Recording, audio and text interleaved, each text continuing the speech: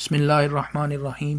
ہمارے معاشرے میں بہت سے مسائل ایسے ہیں جو جادو اور جنات کی وجہ سے ہوتے ہیں، جیسے کینسر کا مسئلہ اکثر و بیشتر جادو اور جنات کی وجہ سے ہوتا ہے۔ اسی طرح جسم میں گلٹیوں کا ہونا، نعوذ باللہ من ذالک، یہ بھی اکثر و بیشتر جنات کی وجہ سے ہوتا ہے۔ اسی طرح ہیپاٹائٹس یعنی یرقان کا مسئلہ، وہ بھی اکثر و بیشتر جادو اور جنات ہی کی وجہ سے ہوتے ہیں۔ جنات انسانوں کے دشمن ہیں اور بعض اوقات وہ انسانوں کو نقصان پہنچاتے ہیں، جس کی وجہ سے بیماریاں بھی ہو سکتی ہیں اور پریشانیاں اور مسائل بھی ہو سکتے ہیں، تو وہ جنات کی وجہ سے ہوتے ہیں۔ جنات بعض اوقات خود آتے ہیں اور بعض اوقات انہیں کوئی جادو کے ذریعے بیچتا ہے۔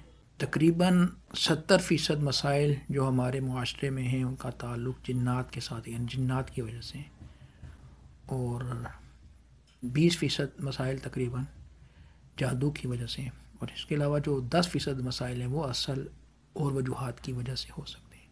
جادو اور جنات کے علاوہ اور اسباب بھی ہو سکتے ہیں، لیکن 90% مسائل میں جادو اور جنات کا سبب بڑا سبب ہوتا ہے۔ جیسے شوگر کا مسئلہ ہے، یہ زیادہ میٹھا کھانے کی وجہ سے، چکنائی کے استعمال کی وجہ سے، زیادہ بیٹھا رہنے کی وجہ سے بھی ہو سکتا ہے، لیکن یہ بھی اکثر و بیشتر یہ بھی جنات کی وجہ سے ہوتا ہے، جادو کی وجہ سے ہوتے ہیں۔ تو اس چیز کو بھی نظر انداز نہیں کرنا چاہیے۔